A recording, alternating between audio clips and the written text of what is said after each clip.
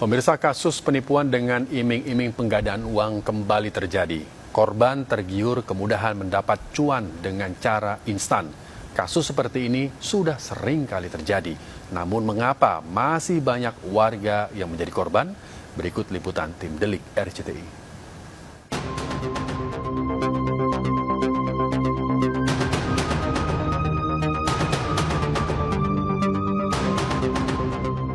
Kasus pembunuhan berantai yang dilakukan Wawon CS tak lepas dari maraknya fenomena penggandaan uang di kalangan masyarakat. Keinginan memperoleh uang secara cepat dan mudah telah memicu banyak orang untuk melakukan penggandaan uang, salah satunya melalui sosok dukun atau orang pintar. Sebenarnya kasus sejenis sudah sering terjadi dan pelaku sudah banyak yang tertangkap. Bahkan para korban mengaku tertipu. Namun faktanya di sejumlah daerah masih banyak orang yang percaya pada praktik menggandakan uang. Mengapa demikian?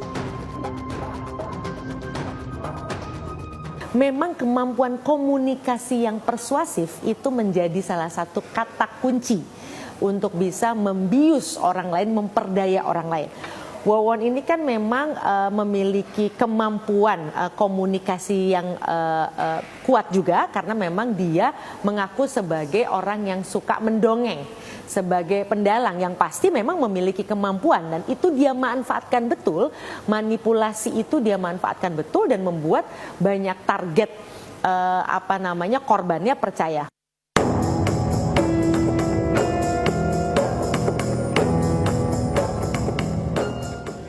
Dalam kasus pembunuhan berantai di Cianjur dan Bekasi, Jawa Barat, meski tidak memiliki kemampuan menggandakan uang, Wawon CS nekat menipu korbannya. Para korban yang telah menyerahkan uang untuk digandakan terus mendesak Wawon untuk memberikan keuntungan yang dijanjikan.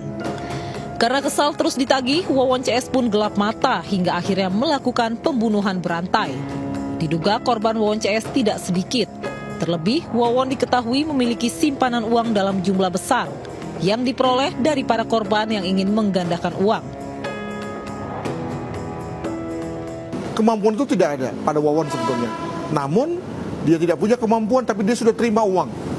Nah, apa yang terjadi ketika sudah ada orang yang store uang, tapi kemudian tidak kunjung digandakan uangnya, maka tentu yang bersangkutan pasti akan marah ya, menagih gitu.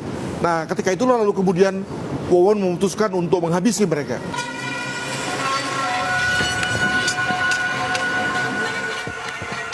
Ironinya dalam kasus pembunuhan berantai, Wawon tidak hanya menghabisi nyawa para pelanggannya, tapi juga keluarganya sendiri, bahkan anak kandungnya yang masih balita. Jadi dalam konsep perdukunan itu kan bahwa dalam rangka memiliki suatu ilmu hitam, maka dibutuhkan tumbal, ya, ada kekayaan tanda kutip yang dikorbankan untuk mendapatkan harta tadi. Nah, apa kekayaan tersebut? Apa yang dimaksud dengan kekayaan tersebut dapat dimengerti sebagai sesuatu yang amat dicintai, amat dianggap berharga oleh Wawon dan kawan-kawan. Nah, dalam konteks dewasa ini kan umumnya yang dianggap sebagai paling berharga, paling dicintai oleh seseorang adalah keluarganya. Nah, maka dalam hal itulah lalu kemudian istri Wawon kemudian dihabisi, anaknya pun dihabisi walaupun masih berusia 2 tahun.